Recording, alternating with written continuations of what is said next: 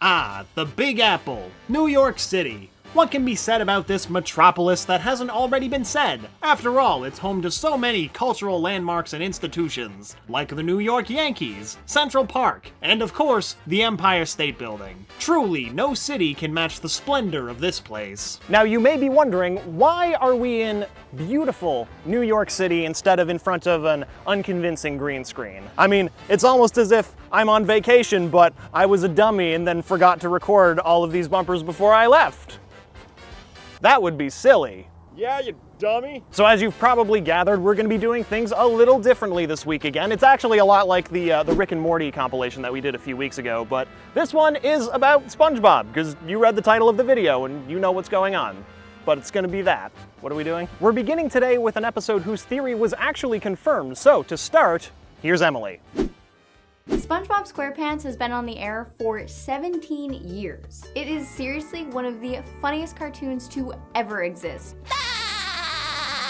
SpongeBob has made us laugh and has definitely earned a special place in our hearts. But why is that? The characters, of course. SpongeBob, Patrick, Squidward, Mr. Krabs, and all of the wacky citizens of Bikini Bottom have made the show what it is. But is it possible that these characters aren't entirely original? Could it be that all the SpongeBob characters are based on the 7 deadly sins?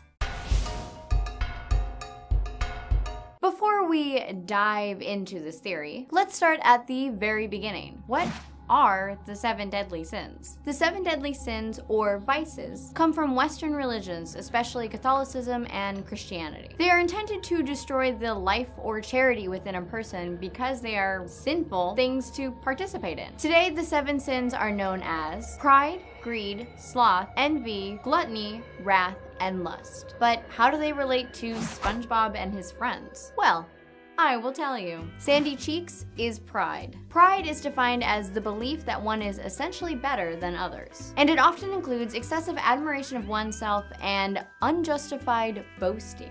Sandy Cheeks will not let you forget that she is from Texas. And she also constantly belittles SpongeBob and Patrick because they are sea creatures and she is a land mammal. Especially in the season 2 episode Pressure, where Sandy, Mr. Krabs, Squidward, SpongeBob, and Patrick almost kill one another just to prove which one of them is better. So Sandy's pride takes over constantly, to the point where she puts her friends in serious danger just so she can prove a point. The next one is pretty obvious. Mr. Krabs is greed. Mr. Krabs is all about money. He is incredibly cheap and completely obsessed with making money. Patrick is sloth. Sloth can be defined as physical laziness or spiritual laziness. In this case, Patrick Star is both. He is actually an award-winning sloth. In the episode Big Pink Loser, Patrick won an award for doing nothing the longest. Plankton is envy. Envy is extreme jealousy or desire, and Plankton is literally green with it. He is so jealous of Mr. Krabs' success with the Krusty Krab, especially since his restaurant is a total failure. Plankton is constantly trying to sabotage Mr. Krabs and will stop at nothing to do so, just so he can be as successful as him. Up next, Gary is gluttony. This one actually took me by surprise because I thought Patrick would have been gluttony as well. But hear me out. It's a running gag throughout the show that SpongeBob is kind of always thinking about feeding Gary. And in the episode, Have You Seen This Snail?, he actually forgets to feed Gary for 10 days. And Gary runs away. Gluttony tends to refer to an overindulgence, especially when it comes to food. So I guess Gary's total reliance on SpongeBob for food makes him kind of gluttonous? Moving on, we have Squidward as wrath. Wrath is the feeling of rage or uncontrollable feelings of anger and hatred. Squidward is miserable. He hates his life, he hates his job, and most of all, he hates SpongeBob and Patrick. Shut your half-wit pie holes! And finally, SpongeBob is lust. In terms of these 7 deadly sins, lust is defined as excessive love for others. And SpongeBob exerts excessive amounts of love from every pore in his body, and he has a lot of them. SpongeBob adores every single fish, crustacean, and creature in Bikini Bottom, even if they don't necessarily love him back. We definitely have a lot to think about here. Could it be true that all the SpongeBob characters are actually inspired by the 7 deadly sins? It's incredibly hard to deny that these characters match the traditional 7 deadly sins almost perfectly. It's definitely an interesting concept. But is it possible that it was actually intentional? Well, yeah, actually. In the season 1 DVD commentary for the episode Plankton, Doug Lawrence, a writer on the show, mentions that each main character of the show is, in fact, based on the 7 deadly sins, which was a theme that show creator Stephen Hellenberg actually wanted for the show. Now, I have a feeling at this point, some of you are thinking, how could they incorporate something that sounds as dark as the 7 deadly sins into a kid's show? Well, it's not that SpongeBob SquarePants is actually about the 7 deadly sins. It's still about the adorably optimistic sponge and his wacky antics with his best friends in the sea, even if they are the result of radioactivity. So with the creator's confirmation, I have to give this SpongeBob 7 Deadly Sins conspiracy 5 Krabby Patties out of 5. So it turns out, planes taking off are super loud, so we couldn't stay over by the airport, so that's why we're here now. There's also a road over there, but like, don't worry about it. We're by the water right now because according to SpongeBob SquarePants, that is where a particular squirrel lives. But why? I don't know. Akeem, why don't you enlighten us? Hi, I'm Akeem, one of the new conspirators here to infiltrate your brain and fill it with mind-bending new ways to think about cartoons. First up, Sandy Cheeks, the tree dome-dwelling, science-loving, karate-chopping squirrel from the Lone Star State of Texas, currently calls Bikini Bottom home. But whatever happened to her original home? Home on the range, where the deer and the antelope play. Sorry. Sandy's original plans were to study sea creatures and their lifestyles, but after 11 seasons of foam karate choppers, jellyfishing, and the occasional movie tie-in, it's safe to assume she's learned all there is to learn about the daily lives of SpongeBob and his ragtag group of sea dwellers. So what's the true reason as to why a cute, acorn-loving rodent like Sandy is living underwater? Well, in today's episode of Cartoon Conspiracy, that's what we're setting forth to find out. So I hope you're ready, kids! I can't hear you! This is where you say, aye, Captain. Yeah, let's go. Now, Sandy Cheeks is arguably one of the smartest, most level-headed inhabitants of Bikini Bottom. Known for her many inventions, she's considered a scientist of sorts. But how does an inventor of her caliber find her way to the bottom of the sea? Not much is explained about Sandy's presence or her past when we first meet her in season 1 of the episode entitled Tea at the Tree Dome. It's not until season 4 in the episode entitled Chimps Ahoy that we're given a bit of background as to why Sandy just might be living underwater. We find out she works for a company called Tree Dome Enterprises Limited, a housing co-op ran by a bunch of apes. Literally, the board of directors are a trio of chimpanzees named Professor Percy, Dr. Marmalade, and Lord Reginald. We find out these are Sandy's bosses and the figureheads responsible for funding Sandy's living and research under the sea. Now, throughout this series, we've seen Sandy invent numerous things, such as robots, rockets, and sponge finders. We've never questioned why she did it, only basked in how cool her inventions were. We were never really given a reason to really ask the question, until those monkeys decided to swing on into town. Now, the presence of Professor Percy, Dr. Marmalade, and Lord Reginald weren't met with open arms on Sandy's end in this particular episode. We saw Sandy was grief-stricken and considered herself a failure as an inventor. She felt none of her inventions and achievements would meet the approval of her chimpanzee beneficiaries. Chimpanzee beneficiaries. Can you believe that's a thing?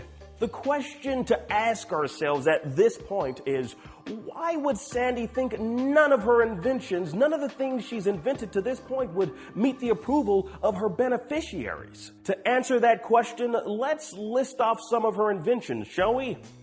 A sponge tracker, a wooden airplane, a knockout ray, an acorn monster, a molecular separator, laser pants, a fully automated nutcracker.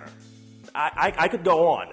All good inventions in their own right, yes, but what good would these serve seemingly sophisticated primates? I mean, a sponge tracker and fully automated nutcracker sound awfully specific, and I wouldn't perceive either of those inventions to be groundbreaking or warrant the investment. But Professor Percy, Dr. Marmalade, and Lord Reginald gave in to their primitive traits by mistaking Sandy's fully automated nutcracker as a fully automated banana peeler, thus giving her a raise and 20 more years of employment in the tree dome, which I guess could be subliminally perceived as 20 more years of SpongeBob episodes.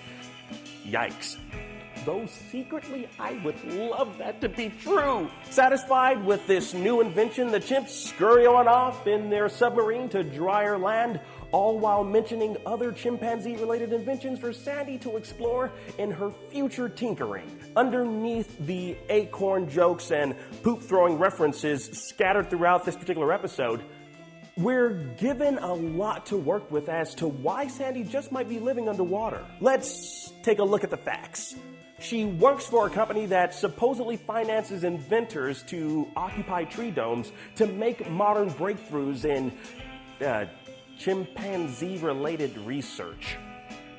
I mean, that's what we're able to garner if we take these findings on surface value.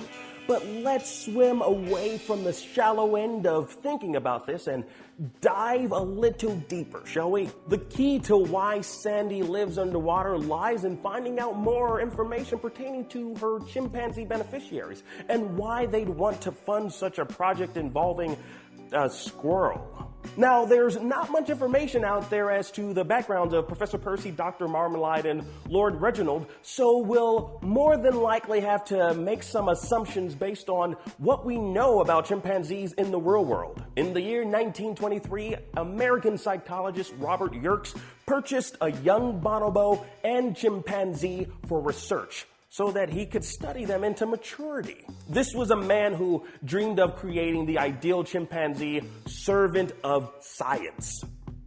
Sounds screwed up, doesn't it? Yeah. Well, in the 1950s, it was commonplace for chimpanzees to be used in military flight experiments, infectious disease experiments, and high-velocity seatbelt tests. Many of these chimpanzees were bred in laboratories with minimal contact with other primates. Oftentimes, the only contact they saw was that of their captors and the scientists conducting the experiments on them. So, how does this grim reality tie back into why Sandy lives underwater? Well, perhaps Professor Percy, Dr. Marmalade, and Lord Reginald were part of a chimpanzee experimentation program to create the ideal servant of science. It's safe to assume that this experimentation was a resounding success in these chimps, as they've clearly mastered the English language, the English accent, and went on to launch their own lucrative business. Professor Percy, Dr. Marmalade, and Lord Reginald are the exact archetype psychologist Robert Yerkes set out to discover in his intelligence research amongst chimpanzees. Professor Percy, Dr. Marmalade, and Lord Reginald's Tree Dome Enterprise Company could be considered a byproduct of learned behavior, mimicking that of their former captors and the scientists that possibly performed experiments on them, which is possibly a contributing factor to their intelligence. We all know the cartoon trope of chimpanzees being used as test subjects. Need I remind you of Monkey from Dexter's Lab? He was everything but a mere monkey. And so were Professor Percy, Dr. Marmalade, and Lord Reginald, who potentially, because of their learned behavior, mimicked the behavior of their former captors by setting up biodomes to emulate the experiments and the environments they were placed in with their own test subjects. Now, the test subjects for their very own experimentation program would have to be something smaller than them, a creature they might consider subservient to primates. Now, following the natural progression of test subjects in scientific research typically finds us looking at rodents. Of course, when you think of rodents as test subjects, you immediately think of mice and rats. But that's been done before. Narf! So why not go with the cuter, more kid-friendly animal in the rodent family, huh? A squirrel! So the reason a little lassoed twirling squirrel from Texas lives in an underwater tree dome, technically isolated from other air-breathing creatures and paid to make groundbreaking inventions, is because Well, she's part of an intelligence program. An intelligence program that borrows certain aspects from her chimpanzee beneficiaries' very own intelligence program that was implemented on them by human scientists. It's like the old saying goes, monkey see, monkey do. It's also possible that Professor Percy, Dr. Marmalade, and Lord Reginald created this particular cooperative so that they could have these test subjects creating inventions, so that they can in turn take credit for them. After all, they're paying Sandy and keeping her employed for 20 years. Think about how odd it is to say you're employing someone for 20 years. I don't think that's how employment works. If it is, ChannelFrederator, employ me for 20 years, please. So how does all this hold up? Well, pretty well, actually. If you take a look at the hierarchy of animal test subjects in labs, usually chimpanzees are at the top due to their similarities to humans. The smallest test subjects are typically mice and rats. With squirrels being within the rodent family, this fits right into the narrative set up in this particular video. Sandy's chimpanzee beneficiaries are a direct product of learned behavior from their captors, and Sandy is the very same with the chimpanzee beneficiaries being her captors. Of course, the word captors is used loosely in this sense. Speaking in cartoon terms, Sandy is held captive as much as Pinky and the Brain were. You can roam the world if you want to, but you'll always come back to your glass prison under the sea. I mean, Sandy had the opportunity to go home in season 1, but SpongeBob convinced her that everything's better down where it's wetter. Wait, this is the wrong franchise. Sorry. Looking at Sandy Cheeks as an experimental test subject makes sense. She's smart, invents crazy contraptions. I mean, honestly, the more you think about it, her life kind of parallels that of Brain from Pinky and the Brain. Aside from the whole world domination angle, of course. Unless she plans to rule the 7 seas. Though it may seem as though it is as much of Sandy's choice to stay in her tree dome, the truth of the matter is she's part of an experimental intelligence program. The second she stops producing inventions, her funding is cut and she gets kicked out of the treehouse. Like a girl getting kicked out of the He-Man Woman Haters Club. That's a Little Rascals reference. It was a show from the 1920s. There was a movie in the 90s. No? Okay, never mind. The fact that we're left to speculate this much about Sandy Cheeks' reasoning for living underwater says a great deal about a show that's been on air for 11 seasons. For one, they haven't given us much to go on regarding Sandy's background, but there's potentially a reason for that. I mean, if her background is anywhere near what I've described, perhaps it's something that the showrunners might feel is a bit too complex for the initial demographic of the show. I mean, after all, Spongebob Squarepants is a lighthearted show with a simple premise. It's a show about a sponge named Bob who wears squarepants. I mean, talking about experimental intelligence programs sounds like something straight out of Stranger Things. As to whether or not this particular theory holds up as to why Sandy Cheeks lives underwater, I'm gonna have to give it 4 acorns out of 5. It's fairly likely that Sandy is in fact part of some experimental program under the guise of being an employee for the Tree Dome Enterprise. And her chimpanzee beneficiaries are also part of an even larger experimental program ran by human scientists. Will the show ever explore Sandy's background further? Perhaps. We're currently in the 11th season of the show with plans of a 12th season. SpongeBob Squarepants shows no signs of drying up anytime soon, so there's more than enough time left in the franchise for us to squeeze out more facts about Sandy's past. So what do you think? Could this be the reason why Sandy is living underwater? Why do you think she prefers the life aquatic? Would you ever consider living under the sea? I don't know if I could personally. I mean, no matter how enticing Sebastian makes it seem. I prefer a lot of sand over a hot crustacean band. It is not better down where it's wetter under the sea. That's just me. I have no idea what that is. For our next episode, did you know that SpongeBob Squarepants might be immortal? Oh yes, it's true. Says who? Says me. To you. Here we go. I couldn't think of another rhyme, so Yeah. SpongeBob Squarepants just turned 18. That is a more confusing sentence than I thought it would be. SpongeBob Squarepants, the show, has now been airing for 18 years. That's a super long time for any show, let alone a cartoon. You know, I'm not entirely convinced that SpongeBob won't just outlive all of us. And then when the heat death of the universe barrels towards a long-forgotten Earth, there will be nothing to stare into the abyss except for the faint, sing-songy whisper of, "I'm ready."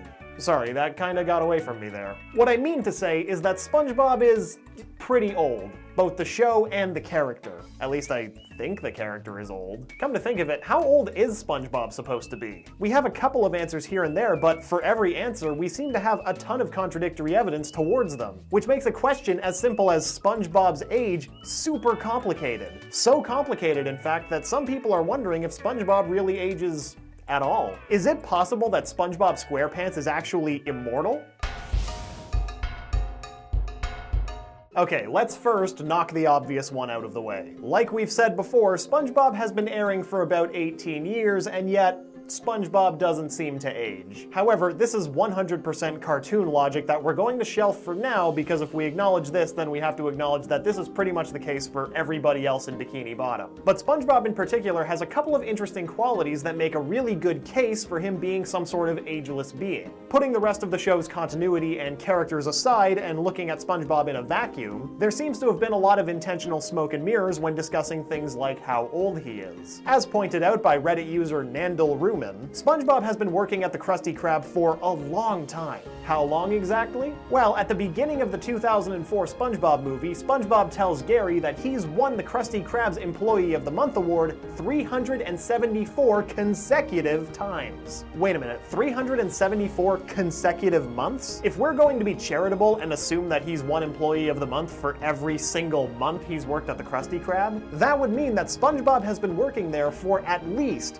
31 years and 2 months. That's definitely longer than I expected. Especially since in the movie, Mr. Krabs tells SpongeBob that the reason he didn't get the manager position at the Krusty Krab 2 is because he's just a kid. And what's more, we can't assume that SpongeBob has been working at the Krusty Krab since the day he was born, which means that his age would have to be 31 plus the rest of his life before the Krusty Krab, if such concepts can even be imagined. So let's take a look at how old the show says SpongeBob is. According to his driver's license, we see that he was born on July 14th, 1986. Well, actually, it just says 86, but I think we're safe in taking the logical leap that it's the 20th century. I mean, David Hasselhoff is alive, so there you go. So if we take that date of birth and then compare it to when the SpongeBob Squarepants movie was released, which is 2004, that would make his age in the movie 18 years old. Alright, I'm calling shenanigans. What's going on here? I say that in a shocking manner, but there actually is an answer that we're going to get to later in this video that has to do with SpongeBob's incredibly in-depth timeline, so sit tight for that. So with all of this opaqueness about how old SpongeBob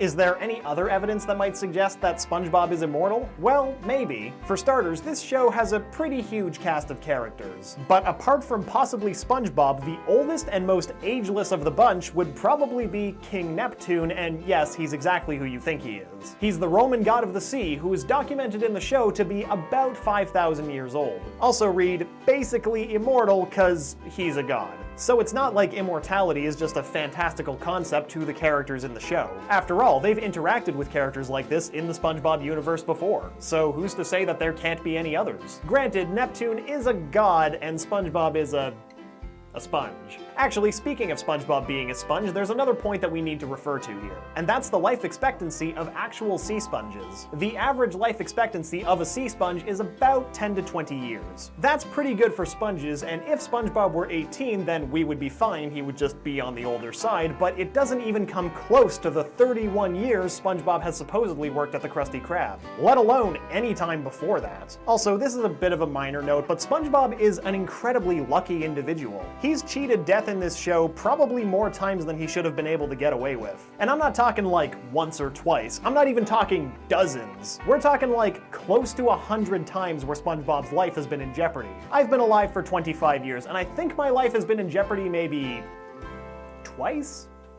3 times if you count the pretzel incident. I mean, it's true that on our list we're counting pretty much every time SpongeBob has ever tried to drive, but we're also counting much more dire situations, like when he was ripped in half by a gorilla in I Had an Accident. Not only does he survive, but he also seems to be relatively okay with the whole situation. Granted, though, he might have just been in shock. Either way, it's a little weird because earlier in that episode, he cracks his butt and the doctor tells him that one more injury like that would put him out of commission indefinitely, which would also condemn him to a life in the iron butt, which, to be fair, that's a Marvel series I would totally watch. But could it be possible that SpongeBob is actually far more resilient than any of the other characters? So between the fuzziness about SpongeBob's age, the inconsistencies between SpongeBob's supposed age and the actual life expectancy of real sea sponges, his many near-death experiences, and the presence of literal Roman gods in this world, can we be confident in saying that SpongeBob is immortal and/or invincible?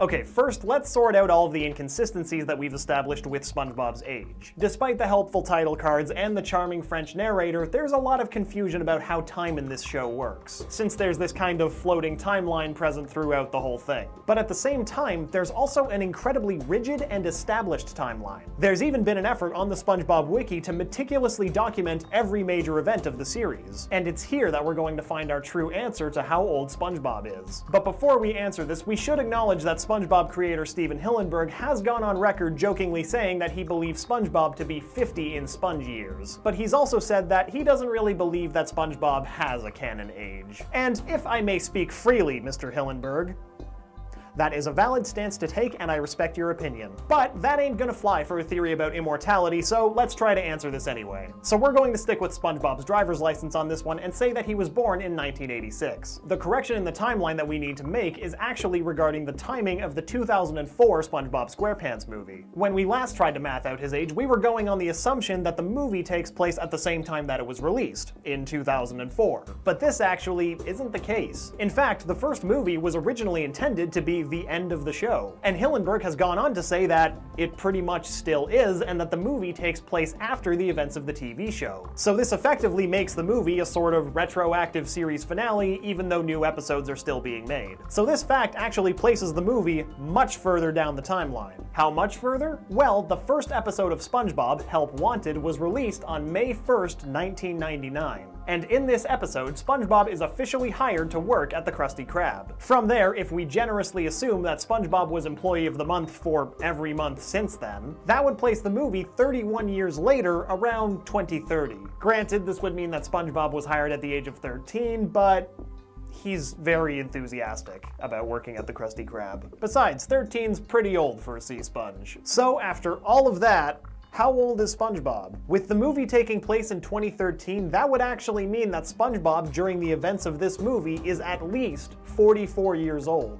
So now the question becomes, why does Mr. Krabs call SpongeBob a kid in the movie? How could a sponge that has so far exceeded the average lifespan of a regular sea sponge still be considered just a kid? Well, keep in mind the context of the scene. Right before, Mr. Krabs was lecturing SpongeBob about how he has a long way to go when it comes to things like maturity, so he was most likely speaking rhetorically when he called him a kid. A bit of a roundabout way to tell somebody that they didn't get the job, but you can't really deny the fact that SpongeBob's demeanor throughout the show doesn't really do much to overturn Mr. Krabs' claim. But there's another major factor that we haven't even touched yet, and that's whether SpongeBob actually is a sea sponge. While most resources say that SpongeBob is a sea sponge, and while we have seen SpongeBob's parents, who are much more sea sponge-like, this only makes it more obvious that SpongeBob looks a lot more like your average kitchen sponge, especially when shown in dried out forms or above the surface of the ocean. Now, if SpongeBob were a kitchen sponge, that would mean that our theory is mostly okay, since artificial man-made sponges don't really have any sort of natural life expectancy. However, it wouldn't account for the amount of times that he's been torn or damaged. So what's the official word on this one? Well, on top of Stephen Hillenburg's well-documented background in marine biology, we can see his original proto-SpongeBob in a comic that he wrote back in 1984 called The Intertidal Zone. This was an informative comic that he wrote and illustrated about various types of marine life, complete with little characters delivering fun facts. And one of these characters was a sea sponge that A, amazingly, went by the name Bob the Sponge, and B, sea looks an awful lot more like a sea sponge than the SpongeBob that we know today. Considering that the characters of this comic were eventually developed into SpongeBob Squarepants, it seems pretty likely that SpongeBob is definitively a sea sponge. And that's not even mentioning that Hillenburg once said that part of the reason he decided to focus on a character like SpongeBob is because sponges are, quote, the weirdest animal. Notice how he didn't say that they were the weirdest artificial kitchen tool or anything like that. So with that established, while we've already looked at the average life expectancy of sea sponges, are there any more variables we can take into account here? Hillenburg said himself, they're weird animals, so do they possess any sort of life-prolonging abilities that would contribute to SpongeBob's supposed immortality? To start, it's worth mentioning that while the average lifespan of a sponge is about 20 years, that doesn't mean that there aren't any outliers. I mean, there are over 5,000 different species of sponge that we've discovered. I say we as in like the greater scientific community. I have not discovered any sponges except for, you know, the ones in my kitchen. So naturally, certain sponge classifications can live way longer. And I'm not talking like an extra 5 years or something. Some sponges that have been discovered, like the giant barrel sponge, can live upwards of hundreds to thousands of years. In fact, there's even more we can infer from the great barrel sponge. Because along with being able to live that long, they're also surprisingly common in relatively shallow depths, ranging from about 33 feet or 10 meters to about 390 feet or 120 meters. And they're also most common in tropical or Caribbean reefs. Both the depth and the location are almost a perfect match for SpongeBob Squarepants. So there actually is a precedent for long-living sea sponges in these kinds of settings. But there is one big problem, because isn't there always one? Take a look at the giant barrel sponge. As the name suggests, it looks like a giant barrel. And SpongeBob, well, he doesn't look like that. Like at all. And based on how his parents look, he's much more likely to be one of those more common varieties of sea sponges with that average 20-year lifespan. But let's talk about how sponges are able to reproduce. While sponges are capable of reproducing sexually, what's far more interesting is how they're able to reproduce asexually, without any sort of second party to speak of. Part of what makes sponges so resilient is their incredible regenerative capabilities. If a sea sponge is fragmented, as much as down to its individual cells, those cells will gradually rebuild in order to eventually make yet another fully formed sponge. And that is amazing. They're like Jack Harkness from Doctor Who. Yes, you heard it here first, Jack Harkness is a sponge. But going along with these regenerative capabilities, if a living sponge is, for whatever reason, torn or shattered into a bunch of non-microscopic pieces, those pieces will begin to grow individually, and before you know it, you'll have a whole bunch of spongy clones of your own. Like, if you were a sponge person, which I'm assuming you're not, but if you were and you chopped off your hand, you would grow your hand back, but also your hand would grow a whole other person attached to it. I mean, it's kind of a silly comparison because sponges are much simpler organisms compared to humans, but that's the basic idea. So in SpongeBob's case, he would have the ability to reconstitute himself in the event of a traumatic injury. And furthermore, if SpongeBob lost a chunk of himself forever, he would not only grow that chunk back, but that chunk would also grow its very own SpongeBob. Now, I know that that's not quite the same thing as immortality. If I cloned myself and then my clones made clones of themselves, that wouldn't make me immortal. That would just make the general concept of me functionally immortal. But still, even if it is just conceptual, you gotta give some points to the theory for that. And that's not even mentioning SpongeBob's virtual indestructibility. SpongeBob may die, but his clones live on. Is it possible that this supposedly 44-year-old SpongeBob is actually a collection of clones that have resulted from the various near-death experiences past SpongeBobs have encountered? Heck, when he was split in two and I had an accident, both of his halves seemed to keep the same personality. So who's to say that any stray chunks of SpongeBob wouldn't have grown into physically and emotionally identical SpongeBobs? It would also explain more clearly why in the 2004 film Mr. Krabs calls SpongeBob just a kid. Because he is. He's the last in a long line of clones that have replaced past SpongeBobs. This theory has a surprising amount of evidence on both sides when it comes to determining whether or not SpongeBob is immortal. In one column, while we've cleared up the confusion with SpongeBob's age, there's still no accounting for things like a literal god in the universe of the show that might contribute towards an ageless character. But at the same time, even though we've only been looking at SpongeBob being immortal, we do also have to make the same consideration for everyone else in the series, since none of them seem to age any faster than SpongeBob does. Even if it is cartoon logic, it still stands as a point against this theory. But if we also consider the science and the regenerative qualities of sea sponges, there are a lot of different conclusions that you could draw. saw. It's actually incredibly likely that there have been multiple SpongeBobs that are replacing each other due to his regenerative and cloning abilities, granting him to some level either functional or conceptual immortality depending on how you want to interpret it. So with that in mind, I'm going to rate the conspiracy of SpongeBob being immortal 224 consecutive Employee of the Month awards out of 374. But the graphic below me can just say 3 out of 5 because that's way easier. But what do you think? Do you think SpongeBob possesses the gift of immortality? Or do you think that Bikini Bottom might be host to a whack of SpongeBob clones? And also, what's your all-time favorite episode of SpongeBob Squarepants that isn't Band Geeks, because that's just objectively the best episode? Alright, so I know what you're thinking. We've been here for however long this video's gone on. We're not shooting these in order, so I'm gonna guess 30 minutes? And we haven't even covered the most important mystery in the history of the show, which is, what the hell is in the Krabby Patty secret formula? Thankfully, Emily took care of that for us. I'm here today to ask the most important question ever asked in the entire existence of all of humanity. A question so deep and so thought-provoking. It puzzled philosophers and oceanographers for thousands of years. The question, who lives in a pineapple under the sea? Luckily, Nickelodeon has never shied away from answering this age-old question. The answer is SpongeBob Squarepants. Our old pal SpongeBob swam his way into millions of hearts way back in 1999. He's gone on so many adventures with his pals Patrick, Mr. Krabs, Sandy, Squidward, and Gary the Snail. These guys have been all over ocean and land together. 2 movies and tons of seasons later, there's still one question that has yet to be answered. And no, it surprisingly has nothing to do with how they lit a campfire underwater, or why SpongeBob looks like a kitchen sponge instead of a sea sponge, or even why Squidward can't seem to improve at playing the clarinet. No, there is a much bigger conspiracy to solve in Bikini Bottom. SpongeBob's nemesis Plankton has been trying to figure it out unsuccessfully for years. The real mystery is, what is really in that Krabby Patty secret formula?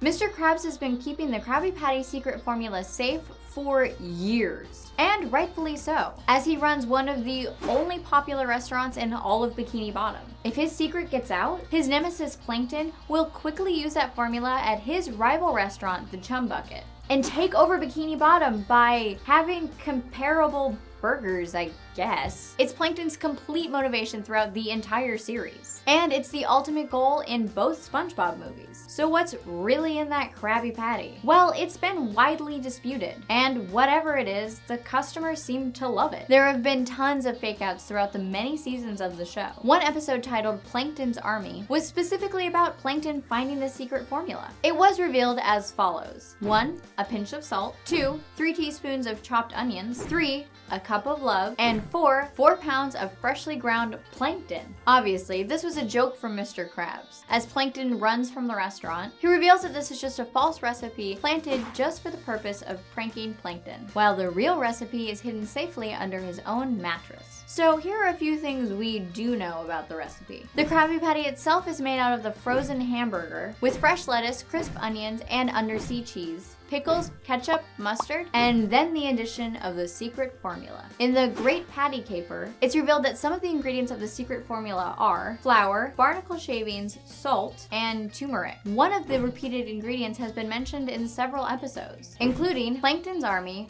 Growth Spout, Krabby Road, and the SpongeBob movie, Sponge Out of Water. That one ingredient? Love. Aww. In another episode, Friend or Foe, it's revealed that Plankton and Mr. Krabs actually came up with the recipe together. After they had a falling out, they each took home a portion of the list. Of course, with Mr. Krabs getting the majority of the list, and Plankton only getting one ingredient, chum. It's very likely that Mr. Krabs would have remembered this one ingredient, helping him continue to make the Krabby Patty successful, while all Plankton has to go off is chum. And thus, the Chum Bucket was born. But wait, what is chum anyways? It's actually a common type of fishing bait. Yep, fishing bait. No wonder Krabby Patties are so popular. But actually, it gets a little weird. Chum is actually made out of fish parts, bones, and blood. Yikes. That means that all the residents of Bikini Bottom that eat at the Krusty Krab are actually cannibals. Talk about a Soylent Green situation. So while we may never know the exact recipe of the Krabby Patty, we at least know why all these fish like it so much. Although it'll definitely make me question the next time I go to a fast food joint and they offer a secret sauce on their burger. It's the same reason I don't eat pies in London. But does knowing the secret recipe really matter? At the end of the day, it brings us great enjoyment watching Plankton go to extreme lengths just to get the secret formula. If he puts half that amount of time into actually making his recipe good, maybe he'd actually have some customers. And most importantly, never forget what our old pal Spongebob Squarepants says. Remember, licking a doorknob is illegal on other planets, whatever that means.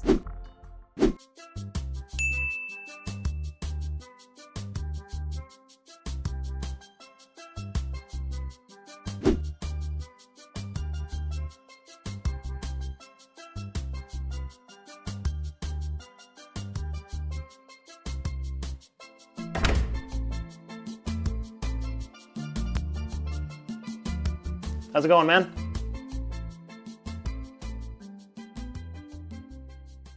He's camera shy.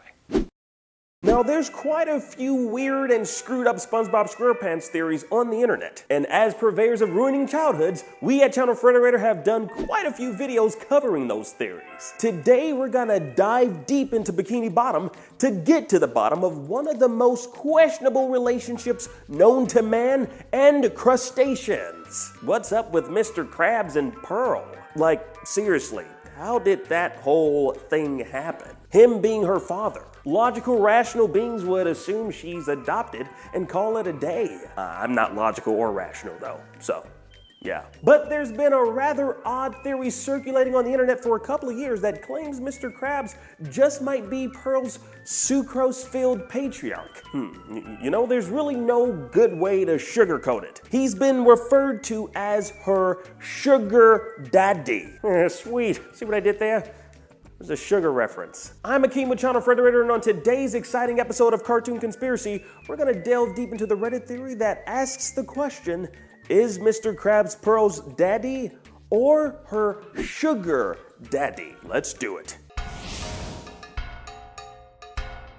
Approximately 2 years ago, Reddit user by the name of Itman290 took to the website and asked the question, what if Pearl isn't Mr. Krabs' actual daughter, but in fact her sugar daddy? Now I know what you're all thinking, ew, gross, who would go there? Well, it's a kid's show. Well, yes, but let's just play devil's advocate for a second here, okay guys? Though it may sound like a crude scenario, Nickelodeon shows like SpongeBob aren't exactly above making crude references. And they wouldn't overtly have such displayed on a show whose primary audience is children. Now, before I blow this entire theory out of the water with a cannonball, let's first explore the definition of a sugar daddy to see if Mr. Krabs even fits the bill for being called such. Now, a sugar daddy is a rich older man who lavishes gifts on a young woman in return for her company. Yeah, that does kind of sound like Mr. Krabs. I mean, with the amount of penny pinching he's done over the years, he's amassed quite an amount of wealth and riches to spend them on creatures of the night. Sea creatures of the night. Granted, we don't know the age of consent in Bikini Bottom, but Mr. Krabs he's an old crusty crustacean. Mr. Krabs also refers to Pearl numerous times as his daughter. You men know me, daughter Pearl. She's growing up fast. It seems like it was just yesterday I was teaching her how to preach. Me mammalian angel. And there's even baby photos of Pearl being taken care of by Mr. Krabs. So, you know what? This theory pretty much just imploded and collapsed on its already shaky foundations. The real question we need to grapple with is Mr. Krabs her actual daddy? You know, the biological kind. Not the sugary kind, we've just proven that to be sour fiction. Now, since we've never seen Mr. Krabs' wife and he's a different creature from Pearl, it's been widely assumed that she may in fact be adopted. But there has been one episode to note that might suggest that whales have been in the Krabs family lineage for years. In the episode Dunces and Dragons, SpongeBob and Patrick are transported back to medieval times where they run into presumably ancestors of their Bikini Bottom friends. Now, it's here we see King Krabs and Princess Pearl Pearl, possibly descendants of the Krabs family. Now, I personally would have just noted this as just being a delusional dream of SpongeBob and Patrick, given the fact that medieval Sandy was breathing underwater without a helmet of some sort.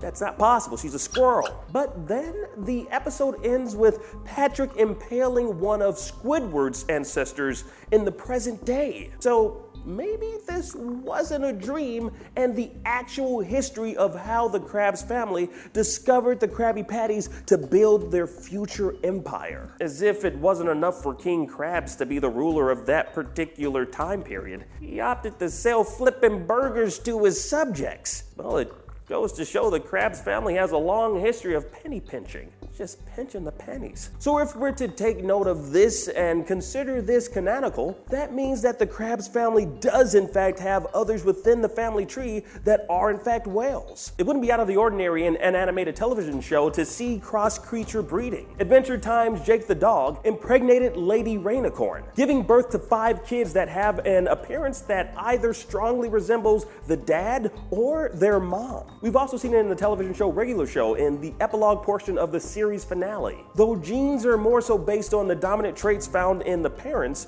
it's safe to say Pearl's mom's genes were far more dominant than Mr. Krabs. Like Mr. Krabs has stated in the past, she takes after her mother. The theory that Mr. Krabs is in reality Pearl's sugar daddy is, well, it's ridiculous. It's one of those theories that would have you look solely at the interactions between Pearl and Mr. Krabs and ignore everything else outside of it. I mean, like, what about the baby pictures? What about the significant age difference? What about the fact that, well, that would be way too sick and disturbing for a kid's show? Come on! Ugh. It's much more likely that Mr. Krabs is less of a sugar daddy to Pearl and more of a real daddy. Taking a look at the Dunces and Dragons episode, though it only gives us a minor glimpse into the history of Mr. Krabs' family, it's enough to say that he may in fact have some whales in his family tree. Underwater tree. Yeah. Those exist. Now, of course, if we were to see one of Pearl's relatives show up in the show and they're not a crab, well, that'd be the discernible proof we need to finally put this question to rest. But since we haven't just yet, it's safe to assume that Pearl might have been adopted at an early age and raised by Mr. Krabs. So how do I rate this one? Well, based on the Reddit theory of Mr. Krabs being Pearl's sugar daddy, well, I'm gonna have to give it 0 secret ingredients out of 5. Mostly because we don't know what the hell that secret ingredients is. I don't know. Do you know? But mostly because it's a wild theory full of more holes than SpongeBob's porous, jaundiced body. And trust me, he's got a lot of holes to fill with secrets and lies. If we're taking a look at Mr. Krabs being her biological dad, well, I'd have to give that 5 Krabby Patties out of 5. I mean, based on the simplistic nature of the show, it seems far more likely the showrunners would go with a much more straightforward detailing of Mr. Krabs and Pearl's relationship. Her mama was a whale, and her daddy is a crab.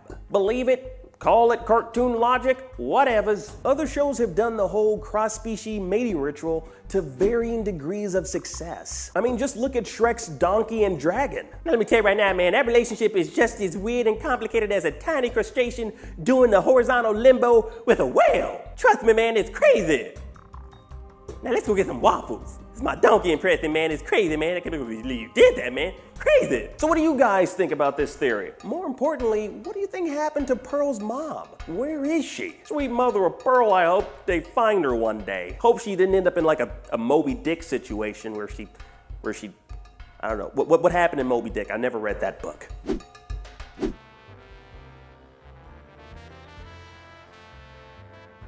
That's a shark. Pearl's a shark, right? Speaking of Mr. Krabs, our next episode is one that was sent in by a fellow conspirator who asked us, why is he so addicted to money? Aren't we all? Take it away, me. So in our sorta unofficial series of SpongeBob videos, we've taken a look at pretty much everyone. We've taken a look at how SpongeBob could be immortal, how Patrick could be a psychopath, how Squidward could be a pathological liar, and also very easy to kill. We've even taken a look at how Mermaid Man and Barnacle Boy could actually be fish. You know, it makes me wonder if there's any other character we haven't taken a look at yet. Oh, wait a minute, how could we forget dear old Eugene H. Krabs? The owner of the Krusty Krab and SpongeBob and Squidward's boss, Mr. Krabs is shown throughout the series to have a bit of a thing for money. Cash, moolah, cashola, cheddar, bacon, Benjamins, bank, greenbacks, loot, scratch, plunder, dollar bill, y'all. But while we know that Mr. Krabs likes dinero, one of our viewers from our latest Squidward episode, Rachel Cramp, left us a suggestion that basically boiled down to just one word. Why? And actually, that's a really good question. So today, let's explore the reasons as to why Mr. Krabs could be so addicted to money. Well, it's not like we have to stretch too far to establish a money obsession here. Hello, I like money. But why? No, not yet. No, obviously I'm just kidding. Let's actually take a look here at Mr. Krabs' ultimate vice. I'm sure that many of us here are familiar with the theory that the characters of SpongeBob were partially based on the 7 deadly sins. But maybe fewer of us are aware that this theory was actually confirmed. Check out our previous video on the subject here. And of these character sin combos, the sin associated with Mr. Krabs was obviously greed. Once again. Money! And while this does provide us with an answer to the character's obsession from a behind-the-scenes creative standpoint, let's try to get to the root of Mr. Krabs' obsession from an in-universe perspective. And where else can we start but the life story of one Eugene H. Krabs? Based on the information the show gives us, Mr. Krabs' obsession with money actually does make a lot of sense. The episode Friend or Foe goes into great detail about Mr. Krabs' upbringing, specifically how he lived a childhood of poverty, frequently dumpster diving for food, clothes, basically all of life's essentials. And what's more, he was completely ostracized from his classmates and also most of society because he grew up poor. And the only friend he had was Plankton, who was alienated through both association with crabs and also because he's, let's go with eccentric. But sticking with Mr. Krabs, this episode makes it abundantly clear that he worked hard and forged his own path, earning his keep and earning something of a small fortune in the process, being the most popular fast food joint in Bikini Bottom. And this would effectively and unquestionably make Mr. Krabs new money. The Krabby Patty empire he built being your classic rags to riches story. At least from Mr. Krabs' perspective, provided you don't include any of Plankton's involved. This is all for Plankton's computer wife Karen to sort out. But after the accidental development of the Krabby Patty secret formula, Krabs continued to hone his cooking skill while doing other things like bumming around in the Navy a bit, spending some time as a pirate, you know, normal small business owner stuff. And then finally, he opened the Krusty Krab and the rest is history. And now here we have a self-made crab with a borderline unhealthy, miserly preoccupation with collecting money. And also earning money, and also having money, and also just money is great. Isn't money great, guys?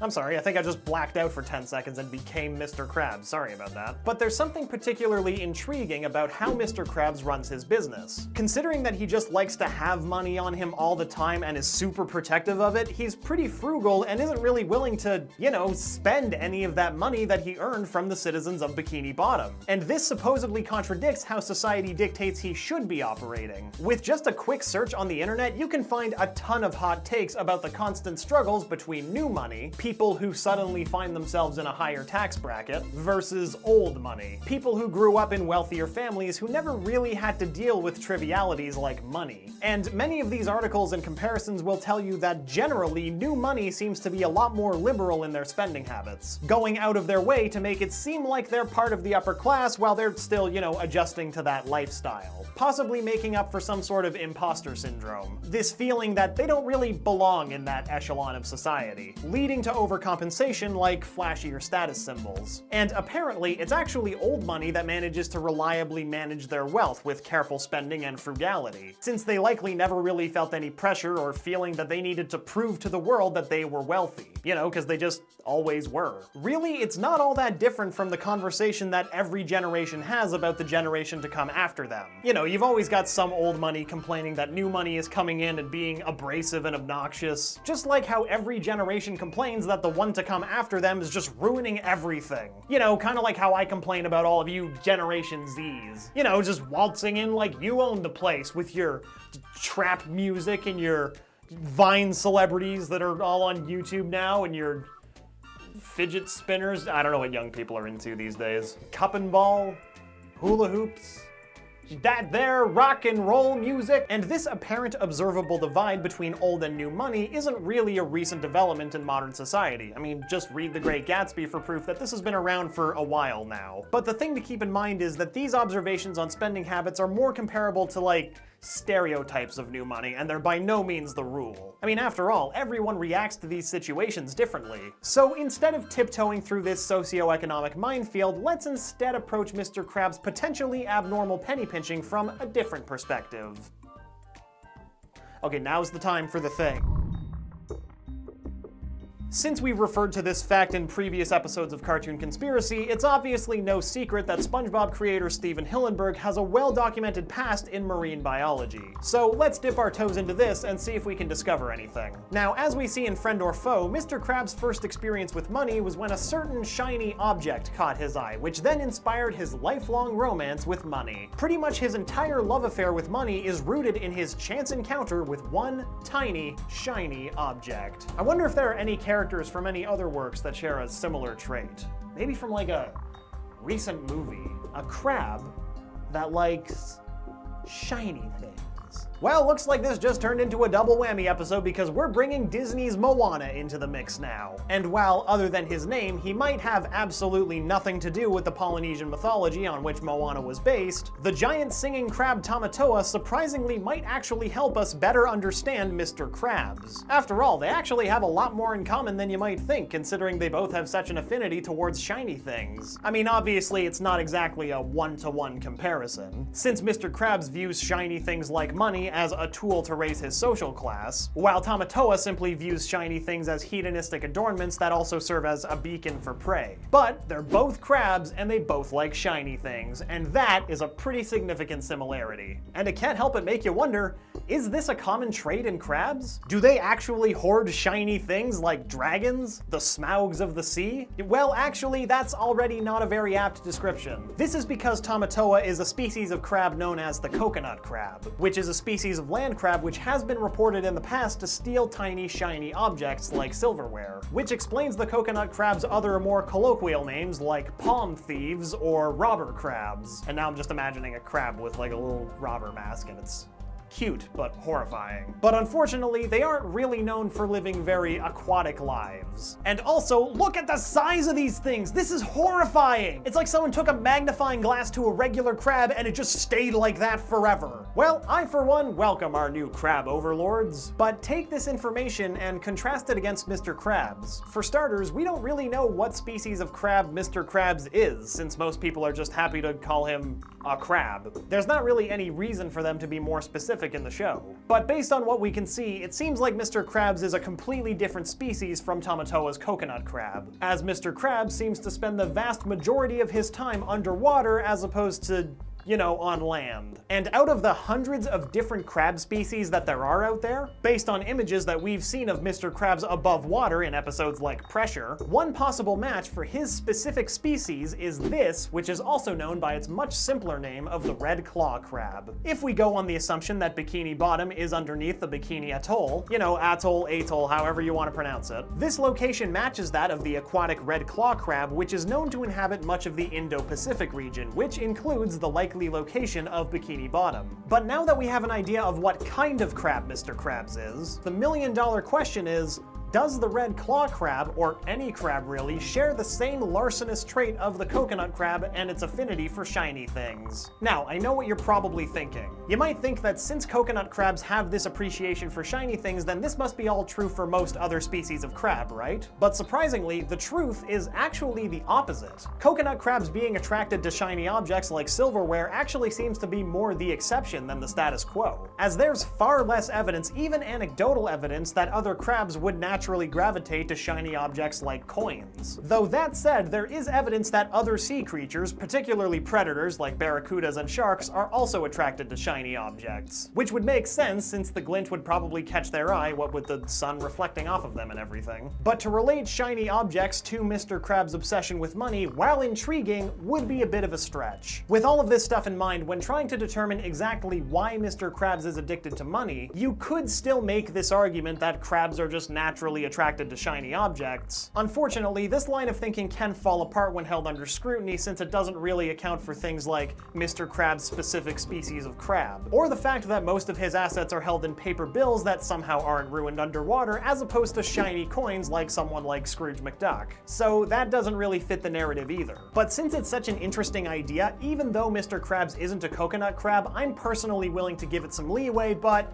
your mileage may vary when it comes to this interpretation. And since we didn't really enter this episode with a theory to prove or disprove, we can't really give it a rating, but what do you think? Do you think Mr. Krabs going against the grain when it comes to being new money means anything? Or do you think that Mr. Krabs and Tamatoa sharing the same greed could be significant? And finally, why do you think Mr. Krabs has such a burning love affair with money? I mean, I know we live in a capitalist society and money is pretty awesome, but like, come on. And thanks again to Rachel Cramp for submitting this episode idea to us. It is way too hot and humid for me to be recording anything right now. To finish off, we're in Old Toronto, I mean New York, because we're wrapping up today with one of the oldest episodes of Cartoon Conspiracy, the third one ever produced. But I'm not gonna spoil it here. I'll let Emily tell it. Are you ready, kids? What if your favorite phylum Porifera, who lived in a tropical fruit deep in the ocean, was actually a result of nuclear radiation? I'm here to ruin your childhood with this new conspiracy about your favorite sponge and rectangular pants. Get this. Bikini Bottom is underneath a real live place, an atoll called Bikini Atoll, part of the Marshall Islands in the Pacific Ocean. In 1946, the US government detonated a couple of atomic bombs in Bikini Atoll as a part of Operation Crossroads, one of which was set off underwater. The radiation then affected these once normal creatures and their environments, making it possible for a crab to open a restaurant, or a squid to play clarinet, or a sea sponge to wear pants and a tie. So could this really be about our friends of Bikini Bottom? Well, as it turns out, this is all very true. Bikini Atoll is a real place, and these nuclear detonations really happened. And not only that, but all of this was actually confirmed in the pilot script of Spongebob Squarepants. So on the plausibility meter, I guess I have to give the Spongebob conspiracy a 5 out of 5. Sorry about that. That video did not last as long as I thought it was going to, so I had to run all the way here from where I was before. Anyway, that's going to wrap things up for our Spongebob Squarepants compilation. I hope you enjoyed it. Please remember to like this video and subscribe to Channel Frederator and click that little bell icon to join our notification squad. And also, if you'd like to see more videos like this one, consider donating to our Patreon, where we post extended creator interviews, behind the scenes footage, all sorts of awesome stuff. Now, if you'll excuse me, I have some very important reading to get to.